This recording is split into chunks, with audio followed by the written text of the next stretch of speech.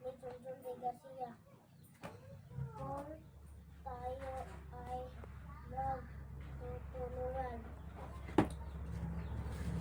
mga gawain ay maibusang si nanay ay naglaba kasama si ate. Si tatay at kuya nagtatanim ng kamote. Ito naman si Bunso. Papakain sa mga bebe. Tapos nina tatay at nanay.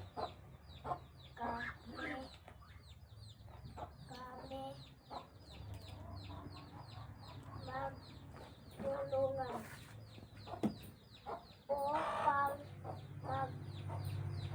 magkaroon ng magandang kinabukasan.